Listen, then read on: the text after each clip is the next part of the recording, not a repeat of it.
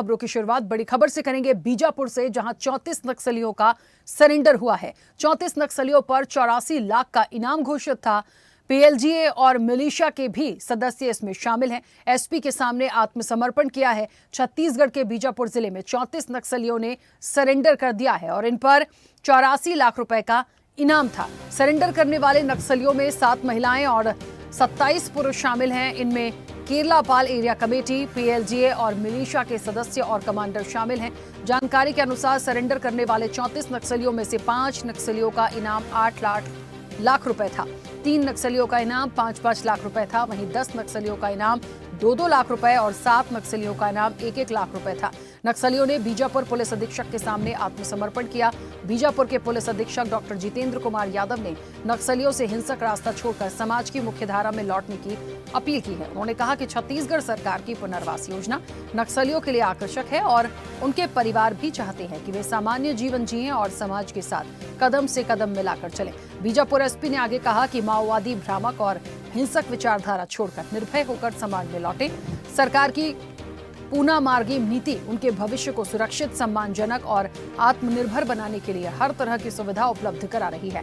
बीजापुर जिले में 1 जनवरी 2024 से अब तक कुल 824 नक्सली मुख्यधारा में लौट चुके हैं। इसी दौरान 1079 नक्सली गिरफ्तार किए गए हैं और 220 नक्सली मुठभेड़ में मारे गए हैं।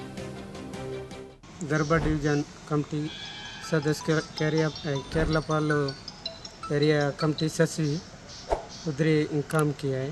कुल मिलाकर 34 लोग आज पुनर्वासित हो रहे हैं, जिसमें कुल 84 लाख का इनाम घोषित था। ये सभी साउथ सब जनरल ब्यूरो के हैं। जो आपको जानकारी होगा कि साउथ सब जनरल ब्यूरो 3 जो divisions, Darbha division, west Bastar division और साउथ बस्तर डिवीजन को मिलकर बनता है। तो एक अच्छी पहल है और जो माओवादी यहाँ जो आज सरेंडर कर रहे हैं और उसके अलावा सभी से यही अपील है कि वो भी जो बचे हुए हैं वो भी सरेंडर करें और मुख्य धारा से जुड़े। चलिए, और इस वक्त आपको बता दें, बीजापुर से हमारे सहयोगी कुशल चोपड़ा हमारे साथ जुड़े हैं। कुशल, जिस तरीके से देखिए नक्सलियों का जब समर्पण होता है, ये देखना पड़ता है कि इसके पीछे किस तरीके के प्रयास किए गए हैं।